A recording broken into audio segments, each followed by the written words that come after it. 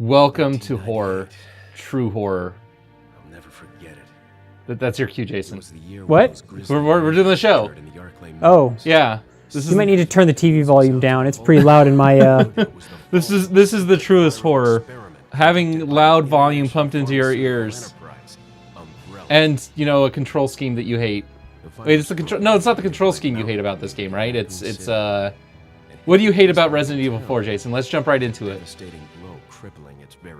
Seriously, we need to turn the volume of the game down. Is it still way too loud? I can't hear you. Oh, okay. We have two completely different volumes in our ears. This is good radio right here. Okay, how's that? All right, whatever. It's super quiet for me. So, it's October, and you brought me back. Must be time for a horror game. It must be time. It's horrifying times. What do we got here? We did Silent Hill last year. We got Silent Hill 2 this year. What, Amnesia? The Resident Evil 4, the scariest game of ever for you. Oh, I'm sorry. I thought you were going to bring me back for a horror game. Oh, damn. This isn't in the original game. None of this cutscene. That recap was all for the scrubs who are new to Resident Evil.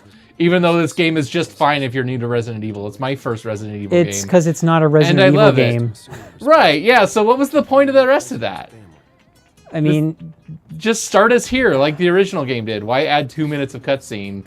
Oh, so we can adjust the volume and get it an unhappy compromise, that's why. Right? Yeah, I guess now I can't hear the dang game, so I'm wondering if it's just a stupid cutscene that's... Yeah, that was super loud. Yeah, it's the cutscene's like twice as loud as the actual game. Wonderful. Yeah. Hooray for porting games and doing a terrible job of audio balancing. So that's our first complaint about this is the Xbox One port of this game has terrible audio balance. So yeah, you brought me here because you know that You hate this game. Okay, well, I'm going to have to qualify that. Resident Evil 4 is a fine game. It's a well-designed, well-made game. It's not a horror game, and it's not a Resident Evil game. I'm a big horror fan, and I started with the first Resident Evil game, and loved it, and that game kickstarted my interest in horror and the macabre. Mm-hmm. And even though it was a totally campy B horror movie, practically a parody, it was still a horror game. This isn't. This game is a total joke. It's totally campy. And wait, Resident Evil 1 through 3 weren't campy? Well, they were, but they still had a horror tone to them. This one is just completely comical. Oh, yeah, yes. It does not take itself seriously at all. Yeah, well, the originals didn't either. At least in terms of scripting and dialogue, they didn't. But the actual game... Oh, let me put it this way. And tell me if this is a mischaracterization of your complaint. The first 3 Resident Evil games winked at the camera every few scenes to be like, yeah, we know what we're doing. This game is 50% winks. Well, in the case of the first game, I don't know whether or not that was deliberate. Because the first game has really bad dialogue, infamously bad dialogue. The don't open that door. Yeah. And you were almost a Jill sandwich. Yes, I know the lines, and I've never played the game. Yeah, it's terrible. But the actual game, when you're playing the game, is scary. The first time anyway.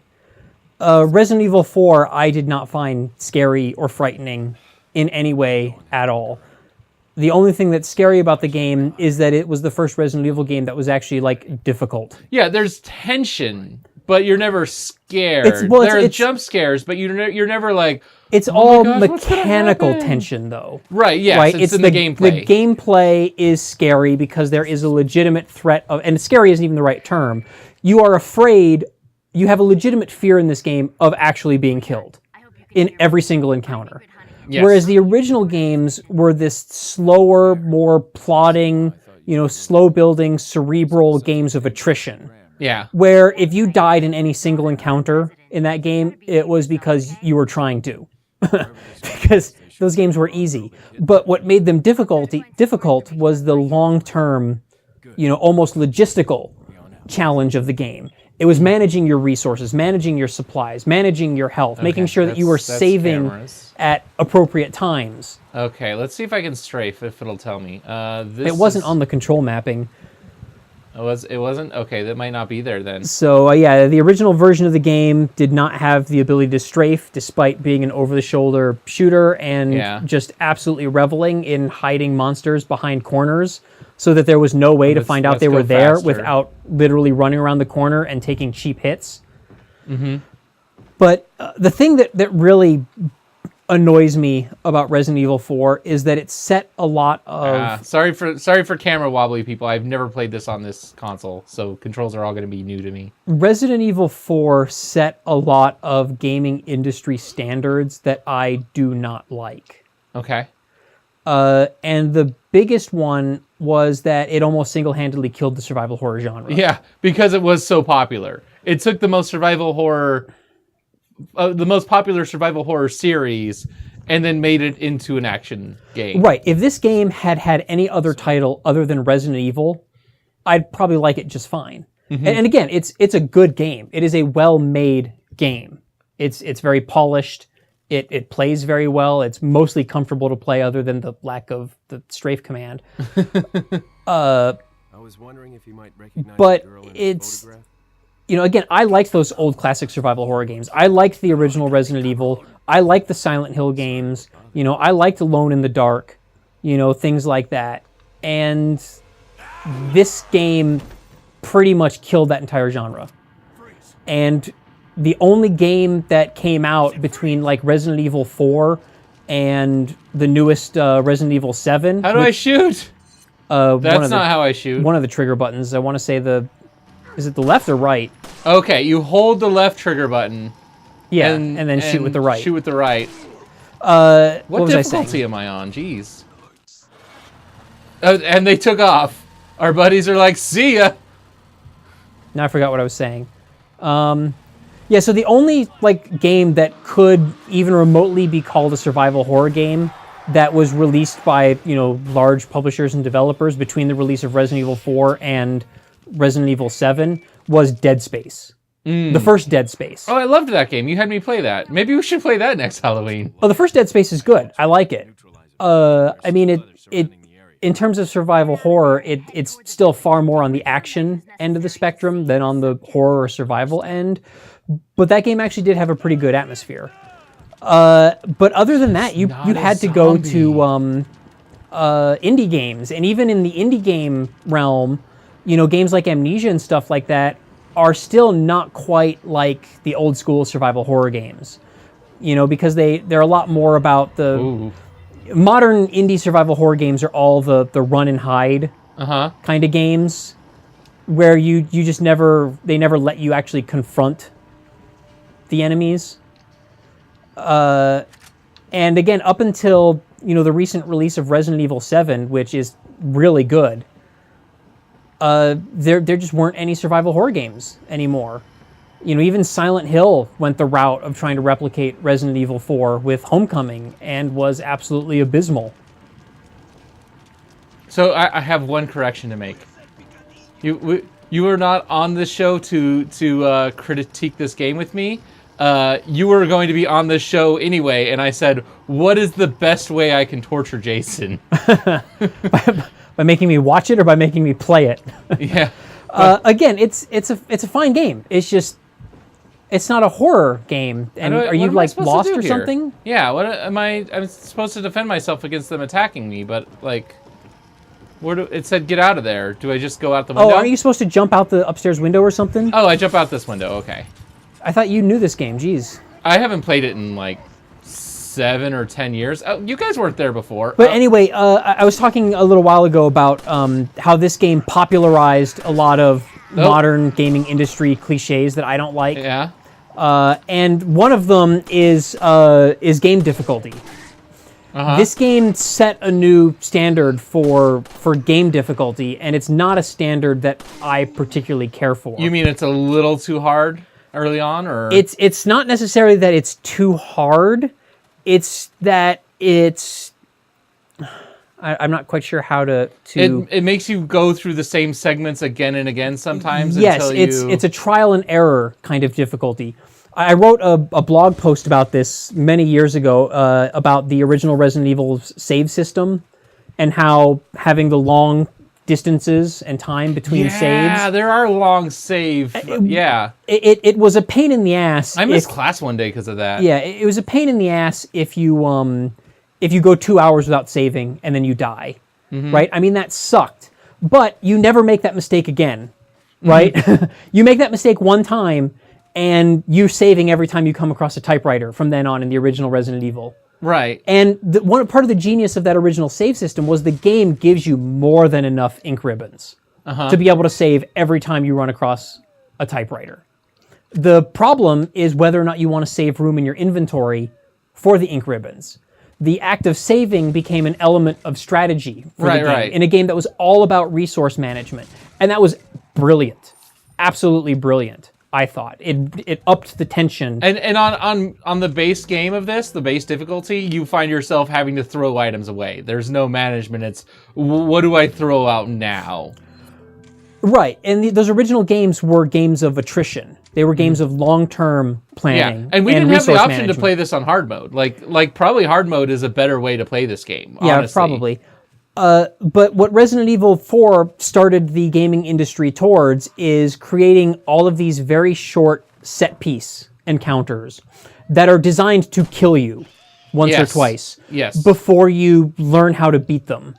And this became popular in games like Uncharted, where you walk into a room and the game just throws wave after wave after wave of enemies at you, even though you're supposed to be trapped on some tropical island fighting a group of like smugglers and pirates. You got to help it, right? Like that's just the rule. But by the end of the game, you've like killed over 1,000 dudes. Like it's like an entire small army.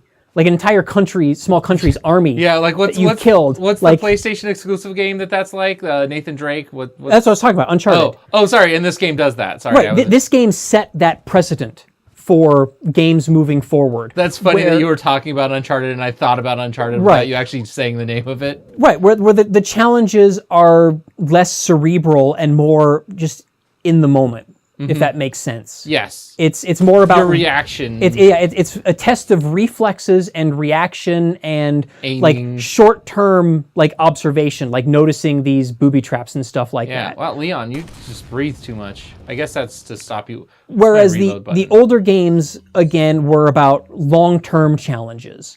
So again, going back to that old save system where you can die and have to redo 2 hours of game because you forgot to save, one of the things that allows you to do was those original Resident Evil games had non-linear exploration. So if you died and had to go back, a great deal of time, you could do something else. Right. You could explore a different area of the mansion, try to find more supplies and resources that might help with whatever encounter you died on. Whereas in these games, you just have to keep throwing yourself at the wall. Yeah, because it's very linear.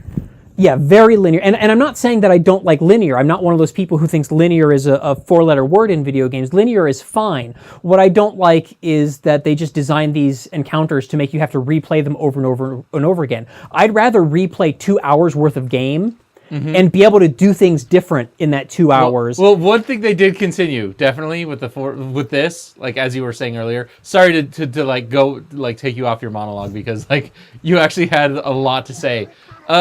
This game definitely continues that tradition. The you have forever between saves.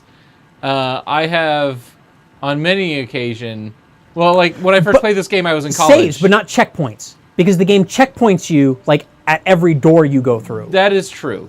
So you're never losing hours of progress. You're losing like 5 minutes of progress. And you have to keep doing that 5 minutes over and over and over again. Until you get it right. Until you get it right through rote memorization. Whereas again, in the old games, you lose an hour of progress, but you can go explore a completely different wing of the mansion and play completely different game content to make up that hour. You don't have to keep playing the same hour over and over and over again. And I'd rather have that than have to keep throwing myself at the same 5 minutes of the game until I beat it. Right.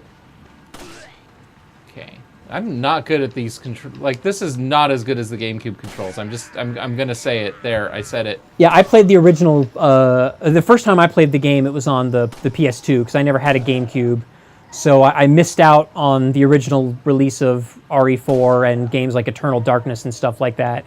I did get RE4 on the PS2, played through it, and eventually got to play Eternal Darkness on the GameCube, which is also a pretty good game. If you have that's a good one. if you have a GameCube and you didn't play Eternal Darkness, you were using your GameCube wrong.